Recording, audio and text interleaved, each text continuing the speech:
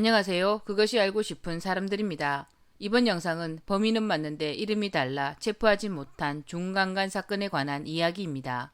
어라? 이 사람이 분명히 맞는데? 지난 5월 중순 서울 성북구 정릉동의 한 주택가에서 있었던 일입니다.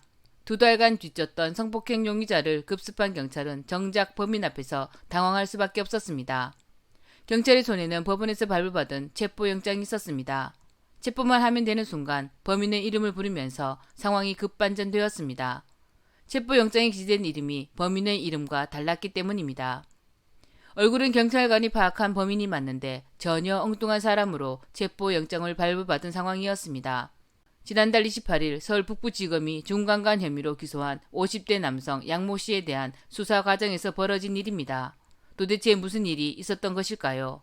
사건은 8개월 전인 지난 3월에 발생했습니다. 양 씨는 서울 동대문구의 한 지하철 역사 내에서 술에 취해 있던 30대 여성 A씨를 택시에 태워 모텔로 데려갔습니다. 범행 직후 양 씨는 호련히 사라졌습니다.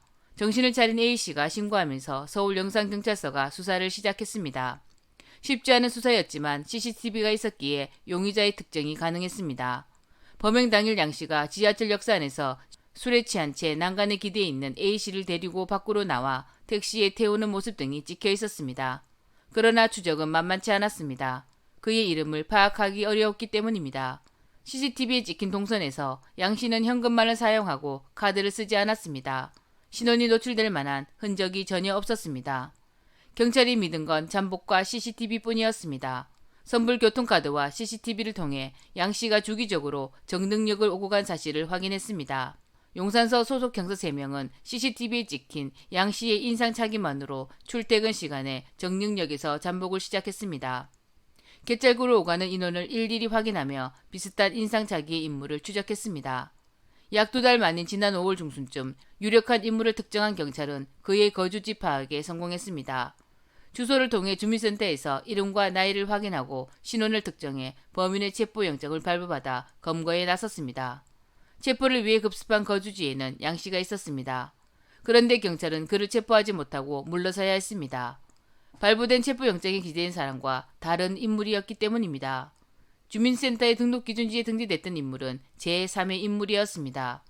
뜻밖의 주민등록법 위반 사항으로 눈앞에 범인을 두고도 체포하지 못하는 웃지 못할 상황이 벌어진 것입니다. 결국 양 씨는 체포가 아닌 임의동행 형식으로 경찰서에 가서 조사를 받았습니다. 양 씨는 합의된 성관계였다고 주장하고 혐의를 부인했습니다. 용산서 관계자는 잠복과 미행 등을 통해 범인을 특정해 거주지까지 알아냈지만 결국 발부받은 체포영장의 인적사항이 범인과 달라 체포를 하지 못하고 불구속 수사를 할 수밖에 없었다고 설명했습니다. 경찰은 지난 7월 중간간 혐의를 적용해 양 씨를 기소 의견으로 검찰에 불구속 송치했고 검찰은 지난달 28일 양 씨를 불구속 기소했습니다. 더 이상 이런 강간 사건이 일어나지 않게 하는 방법은 어떤 것들이 있을까요? 지금까지 범인은 맞는데 체포하지 못한 사건에 대해 알아보았습니다. 그것이 알고 싶은 사람들이었습니다. 시청해주셔서 감사합니다.